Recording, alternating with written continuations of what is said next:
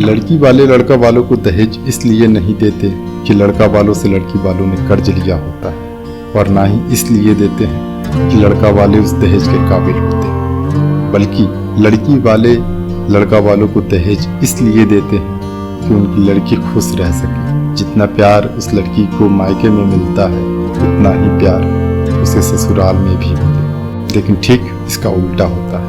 आए दिन अखबारों, टेलीविजन, न्यूज चैनलों पर लड़की की हत्या की खबर आती रहती है। आपने भी देखा होगा, आपने भी सुना होगा। हर माँ बाप चाहता है कि हमारी लड़की ससुराल जाए तो खुश रहे, मायके में जितना प्यार मिलता है उससे कहीं गुना ज्यादा मिले। आखिर ये कैसे होता है और उस लड़की की हत्या कैसे होती है? छानबीन एबी इंडिया एंटरटेनमेंट ने किया और उसे बहुत सारे सुराग मिले। इसलिए आप इस वीडियो के अंत तक बने रहें और बेल आइकन को दबाते जाएं ताकि आने वाला अगला नोटिफिकेशन आपको मिलता रहे। हर लड़की का माँ बाप चाहता है कि उसकी बेटी ससुराल जाए तो खुश रहे। उन नई नवेली दुल्हनों में आधी से ज्यादा लड़कियों की शादी तो जबरन करवाई जाती है, जिसके जिम्मेदार माँ बाप होते हैं, उनकी मर्जी से होती है, फिर भी उन्हें ससुराल में प्रताड़ित किया जाता है। लड़की खुशी खुशी अपने मायके से ससुराल विदा होकर के तो जाती है, लेकिन आती है तो रोते हुए आती है। माँ बाप अपनी लड़की को विदा इसलिए करते हैं कि उनकी लड़की मायके से ज्यादा ससुराल में खुश रहेगी। मायके में उन्हें जितना प्यार मिलता है उससे कहीं गुना ज्यादा उन्हें ससुराल में प्यार मिलेगा। लेकिन ऐसा नहीं होता, ठीक इसका उल्टा होता है। लड़की जब मायके से विदा होकर के ससुराल पहुंचती है तो वो इस खुशी में पहुंचती है कि मुझे नया घर, नए परिवार में रहना है, वहाँ के तौर तरीके, वहाँ के ढंग सीखने। लेकिन ऐसा नहीं होता। लड़की के मायके से ससुराल पहुंचते हैं, रंग रूप, कद काठी, दहेज को लेकर के प्रताड़ना मिलना शुरू हो जाता है। यहाँ तक कि उसके जरूरत का सामान भी नहीं मिल पाता है और लड़की छोटी सी छोटी चीजों के लिए तरसने लगती है। जो लड़की सह जाती है वो गृहिणी बन जाती है, और जो लड़की नहीं सह पाती है वो आत्महत्या और ससुराल में जाकर के बैठ जाती है। और फिर मुकदमा याचिका दायर होना शुरू हो जाता है, कोर्ट कचहरी के चक्कर लगने शुरू हो जाते हैं। एक तो लड़की समाज और चार दीवारी के अंदर रहती है, ऊपर से प्रताड़ना। आखिर लड़की करे भी तो क्या करे?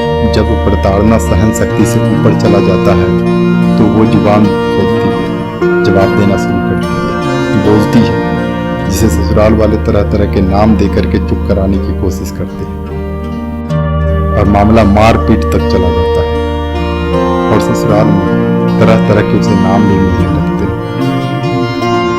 अंत में वो लड़की मायके में आकर के रहने लगती है या फिर आत्महत्या कर लेती है।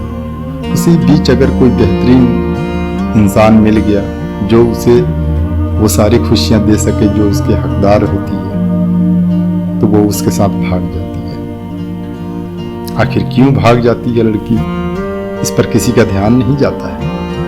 बस भाग गई है, इस पर ध्यान जाता है। ज्यादातर मामलों में एबी इंडिया एंटरटेनमेंट ने पाया है कि लड़कियां अपने मायके में आकर के ही रहती है, या फिर उन्हें मार दिया जाता है, या फिर वो खुद आत्महत्या कर लेती हैं। लेकिन मायके वाले उसे मर्डर यानी कि मार डालने का मुकदमा दायर करते हैं। दहेज प्रथा, प्रताड़ना के ऊपर बहुत सारी फिल्मों में ये दिखाया जाता है कि प्रताड़ना को रोको, दहेज प्रथा को रोको, लेकिन आज तक कभी रुका नहीं, क्योंकि हम लड़की वाले इसको रोकते नहीं, बल्कि दहेज इसलिए दे देते हैं कि हमारी लड़की ससुराल में मायके से कहीं गुना ज्यादा खुश रहे। एक तो पहले लड़की को दहेज दो, ऊपर से ससुराल वालों की तरफ से प्रताड़ना भी झेलो।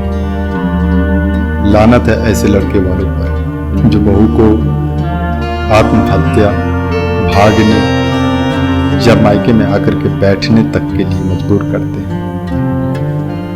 और लानत है ऐसे समाज के ठेकेदारों पर जो खुद तो कहते हैं कि दहेज लेना और देना दोनों कानूनन अपराध है, लेकिन खुद लेने से मना नहीं कर पाते। दहेज उत्पीड़न, मानसिक शारीरिक उत्पीड़न, इन पर बहुत सारे बात हजारों लोगों ने कहा, लेकिन आखिर इस पर शुरुआत की किसने? आती हुई लक्ष्मी किसको बुरी लगती है? मैंने तो इसकी शुरुआत कर दी है।